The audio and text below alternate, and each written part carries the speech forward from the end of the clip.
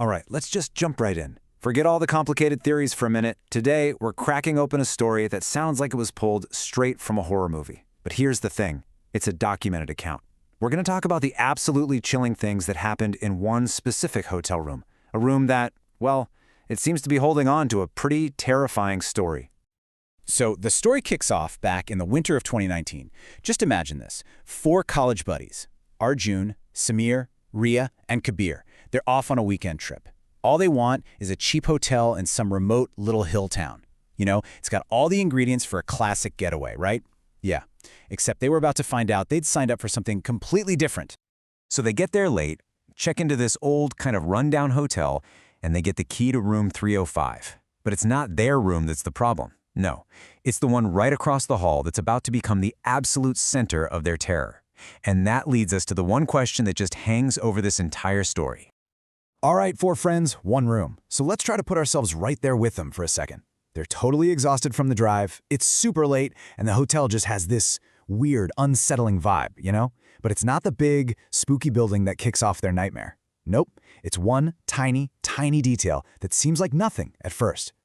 So as they're dragging their bags down this long hallway, they see it. The door to room 309 is just a little bit open, just a crack. You have to wonder, right? Is that an invitation or is it a warning?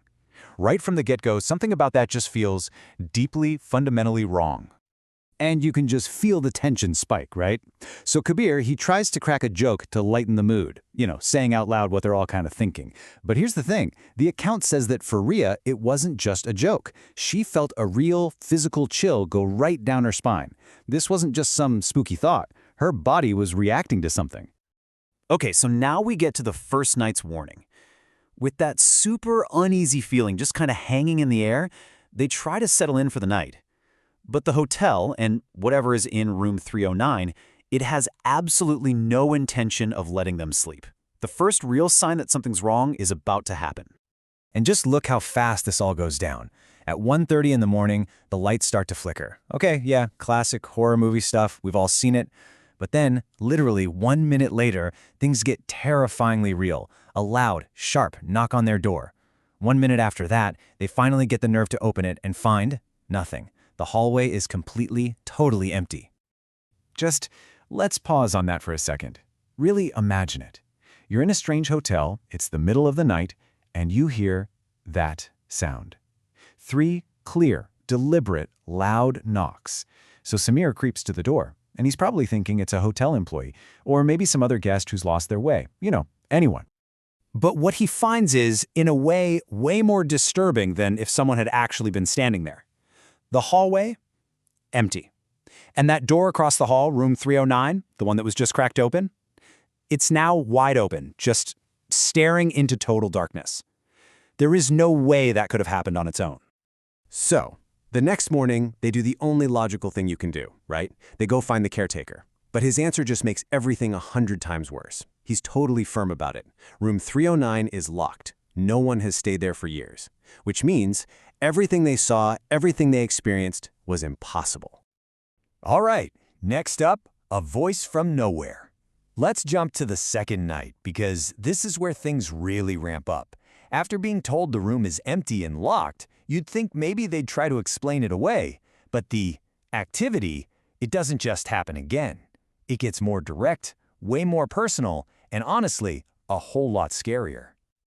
This is where things get just technologically impossible. Arjun's phone rings. It's from an unknown number. He picks it up, and a woman's voice just whispers this chilling warning, "Don't open the door tonight." Then, click, the call ends. He immediately checks his phone, and there is 0 record of the call. Nothing in the call log. It's like it just vanished into thin air. And the terror? It just keeps piling on. Later that night, at 3:10 a.m., Ria just starts screaming. She wakes everyone up, terrified, saying she saw a tall man standing by their window, just watching them. They flip the lights on, and poof, he's gone. Vanished in an instant. So while they're still trying to process what Ria just saw, this loud, bone-chilling scream just erupts from across the hall. It's definitely coming from inside room 309. Kabir yanks their door open, and now the door to 309 is slammed shut. He reaches out to touch the handle, and it's ice cold. Okay, The truth of room 309. At this point, there's just no denying it anymore. They have seen and heard way too much. The next morning, they go back to the caretaker, and this time, he finally cracks. He tells them the absolutely horrifying story behind that room. And this is where it all starts to make a terrible kind of sense. The caretaker tells them about the couple who used to live in that room. The husband, he was awful to his wife. One night, she tried to escape, and he murdered her right there in the room. He just vanished without a trace afterward, but the legend says her spirit never ever left. And this is the moment it all clicks for them. They are not the first. The caretaker confirms everything. The creepy phone calls, that tall shadow figure, the knocking late at night. Other guests have reported the exact same phenomena for years. They've walked right into a known, terrifying pattern.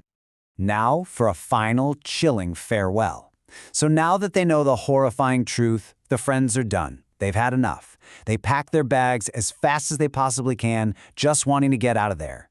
But it seems room 309 has one last goodbye in store for them. So as they're basically running down the hallway to escape, the door to room 309 does the impossible one last time. It just slowly creaks open, all on its own. It's almost like it wanted to make sure they saw it one last time before they could get away. And from inside the darkness of the room, they hear that same woman's voice whisper, "Thank you for listening." But right as they hear that, they see something, a tall shadow inside the room, and it's moving towards the open door. Yeah, they don't stick around to see what happens next. They just run. They finally make it outside, breathing in that cold winter air, feeling that huge wave of relief. They're safe, but the haunting, it isn't quite finished with them yet. Samir remembers he was taking some random photos in the hallway earlier, and so he decides to flick through them on his phone. And there it is, the final, absolutely horrifying proof. In one of the photos, right there in the doorway of room 309, is the figure Rhea saw. That tall man with the long hair. He wasn't just in her head. He wasn't a trick of the light. He was physically there, in the background, watching them the whole time. But you know, the story doesn't even end there. The friends found out later that the hotel actually sealed room 309 for good. But get this, it didn't stop the haunting. Hotel staff still report that at 3:10 a.m., the exact time Rhea saw the figure, they can still hear knocking coming from inside that sealed room. And that leaves us with one final, haunting question.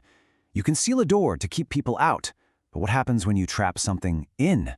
It seems like both spirits, the victim and her tormentor, are now locked in there together for all time. Which makes you ask, if the door was sealed shut forever, who or what is still knocking from the inside?